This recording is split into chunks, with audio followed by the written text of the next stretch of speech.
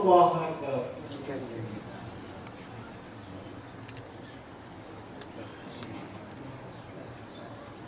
Bismillahirrahmanirrahim. Elhamdülillahi Rabbil âlemin. Errahmanirrahim. Mâliki yevmiddin. İyyâke na'budu ve iyyâke nestaîn. İhdinas sirâtal mustakîm. Sirâtal lezîne en'amte âleyhim gayril mağdûbi âleyhim ve'd-dâllîn. Bismillahirrahmanirrahim. Kul a'ûzu bi rabbil felaq min şerri mâ halaq ve min şerri gâsiqin izâ vaqab ve min şerri n-nefâthâti fil 'uqad ve min şerri hâsidin izâ hasad. Allahu Ekber. Semi'allahu limen hamidah. Allahu Ekber. Allahu Ekber. Allahu Ekber. Allahu Ekber. Esselamu aleyküm ve rahmetullah. Esselamu aleyküm ve rahmetullah. Sıratallezîne en'amte âleyhim gayril mağdûbi âleyhim ve'd-dâllîn. Âmin. Bismillahirrahmanirrahim. Kul a'ûzu bi rabbin nâs, melikin nâs, ilâhin nâs, min şerril vesvâsil hannâs, ellezî yusvisu fî sudûrin nâs minel cinneti ven nâs. Allahu Ekber. Sübhâne zil mulki vel melekût. Sübhâne zil izzeti vel azameti vel heybeti vel kudreti vel kibriyâi vel ceberût. Sübhânel melikil ma'bûd. Sübhânel melikil mevcûd. Subhanallahi velhamdülillahi ve la ilahe illallah. Vallahu ekber. İlahun vahidun ahadun samed. Hayyun kayyumun dâimun ebeden.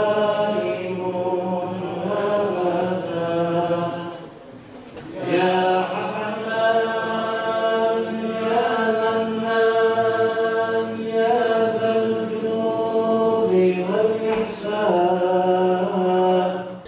Hasankeyf Müftülüğü'nde 20 yıla aşkındır çalışıyorum. Halen çalışmaya devam etmekteyim. Tabii bu Ramazan münasebetiyle buraya gelmeniz bizi sevindirdi. Ayrıca evveli rahmet, ortası mağfiret, sonu da cehennem azabından azad olan Ramazan-ı Şerif'in başta ülkemiz olmak üzere bütün İslam alemine barış, kardeşlik, huzur getirmesini Yüce Rabbimden niyaz ediyorum. Malumunuz olduğu üzere Hasankeyf'teki bu tarihi eserlerimiz Hasankeyf'in yeni yerleşkeye taşınması nedeniyle taşınma hazırlığı içindedirler. Muhtemelen bu son teravih ve son Ramazanımız olacaktır burada. İnşallah temennimiz bu eserler taşındıktan sonra da aynı işverliği gösterecek şekilde yeni ve daha geniş kapsamlı dini ihtiyaçlarımızı temin edecek eserlerin orada da yapılması ve bu eserlerin de aynı şekilde değerlendirilmesidir. Taşınacak olan Errıs Camii, Sultan Süleyman Camii ve şu anda önünde bulunduğumuz Kızlar Camii, İmam Abdullah Zaviyesi, Osmanlı Hammamı dediğimiz Artuklu Hammamı, bunlar inşallah karşı tarafa Kültür Parkı'na taşınacaktır. Son olarak temennimiz bu tarihi eserlerimizin aynen orada da en güzel şekilde korunması, vatandaşlarımızın dini hizmetlerine en iyi şekilde cevap verilebilecek şekilde dizayn edilmesi. Çünkü burada şu anda bizim 5 tane camimiz mevcut ama şu anda orada planlanan sadece 3 tanedir. En az da Hasankeyf gibi bir yerde 4 mahalle varken her birine birer cami ve Kur'an kursları dahil olmak üzere planlanırsa inşallah bu ihtiyacımız temin edilmiş olacaktır. Gönül isterdi ki Hasankeyf hiçbir zaman sular altında kalmasın. Evet, baraj olsun, devlete karşı boynumuz kıldan ince, ama baraj olurken de bizim tarihi değerlerimiz, bizim maneviyatlarımız, bizim yaşadığımız, büyüdüğümüz yerlerin de sular altında kalmayacağı, kurtulacağını umut ediyorduk. Ama Allah'a çok şükür Allah bu günleri de gösterdi. Son Ramazan'ı tabii burada beraber kılıyoruz. Az önce gördüğünüz gibi ne kadar güzel bir birliktelik. Beraber namaz kıldık. İnşallah yeni yerleşim alanında taşınabilirse taşınır. Taşınırsa da seviniriz. Elbette ki çok güzel bir şey. Tarihi yerde, doğup büyüdüğümüz bir yerde bu Ramazan'ı geçirmemiz elbette ki çok güzel.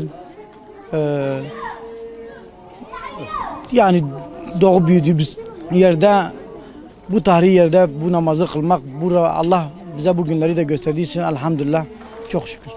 Vallahi son Ramazan başka bir çaremiz yok. Zaten Hasankeyf ömrü bitti. Bir şey kalmadı Hasankeyf'te. Yeni Hasankeyf'e taşınmak mecburiyetinde kalacağız. Artık bakalım öyle bir Ramazan'ı, böyle bir tarafı burada bulabilecek miyim bilmiyorum. Şimdi cami yok. Tek bir cami var orada. Ya bilmiyorum, başka yeni camiler yapılırsa tabii belki yine olur. Fakat o tek camide o 5 mahalleye bölünmüş orası. Peki bu orada yeni yapılan camiler buradaki tarihi camilerin yerini alacak mı? Ya almaz, mümkün değil. Mümkün değil. Öyle bir şey vermez yani, mümkün değil. Yani sıradan bir cami yapılacak. Fakat bu tarihi camiler başkadır, bunlar başkadır. Doğma büyüme Hasankeyfliyim. Evet amca şimdi Tarih sever bir insanım. Devletimi çok seviyorum. Bugünkü yönetimi de çok seviyorum. Çok güzel evler yaptılar bize. Yalnız evlerde eksiklik vardır. amca son Ramazan'da işte tarihi alanda ihya ediyorsunuz. Bu son Ramazan'dır. Yeni yere geçeceksiniz. Bununla ilgili duygu düşüncelerinizi alabilir miyiz? Gideceğimiz yerde de aynen insanlarız. Hasankeyf'teki Ramazan'ın şenliği bambaşka bir yerde yapılamıyor.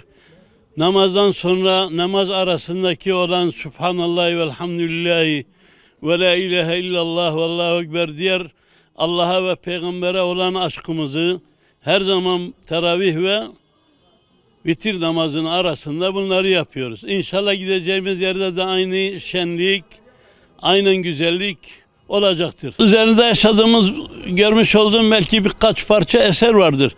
Ve fakat tarihi yapısıyla, İslam'a müşerref olmasıyla bugüne kadar 366 tane cami gelmiş gitmiş. Bunların arasında büyük üniversiteler olmuş. Ve fakat bir damla suya da boğdurdular, bizi boğulacağız. Vallahi düşünüyoruz, iyi bir şey olmuyor. Ne yapalım işte, bırak, elimizde bir şey yok. Bu zor bir şeydir bu. Fakat biz istemiyoruz. Yani kalmasını istemiyoruz. Asla karşıyız.